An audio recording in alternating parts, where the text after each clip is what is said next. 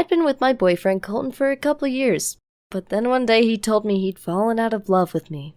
It broke my heart, but I loved him so much that I just wanted him to be happy. I mean, if I couldn't make him happy, I'd rather he found someone who could. We were still sharing an apartment, though.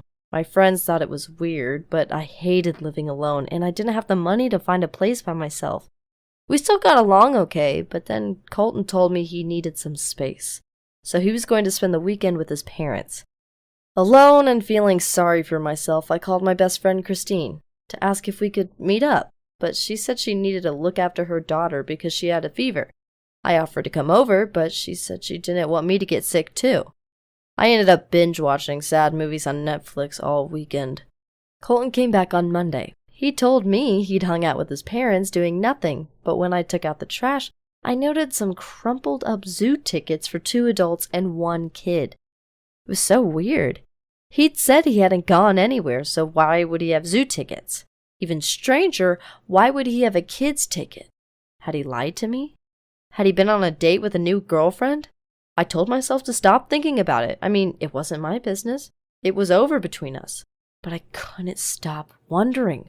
What if he'd broken up with me because he found someone else? What if he'd been seeing her behind my back? I decided to do some detective work and bought a GPS tracker I could follow with an app on my phone.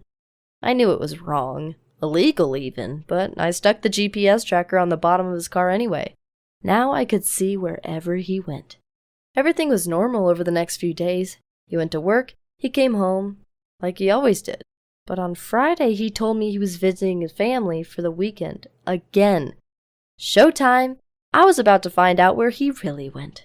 As soon as he left, I got into my car, I opened the GPS tracker app and followed him, keeping my distance so he wouldn't notice. I thought I recognized the route, and when he parked, my heart dropped. We were right outside Christine's place. It all made sense. That's why I'd found the kid's zoo ticket. I told myself it was just a coincidence. Maybe he was just stopping by on the way to his folks. I had to actually see them together to be 100% sure. So I parked my car close to the building so I could watch the entrance. It took 3 hours of waiting, but eventually I saw all 3 of them coming out together, and my ex-boyfriend was holding hands with my ex-best friend. It really hurt to see them all together. I'm not the kind of person to make a big scene, so I didn't confront them. What would be the point? It wouldn't change anything. Instead, I drove home and lost myself in a tub of ice cream. I don't know if there's some lesson in the story. I'm looking for a new apartment, though, and when I move, I'll surround myself with more honest people. It's time to let go.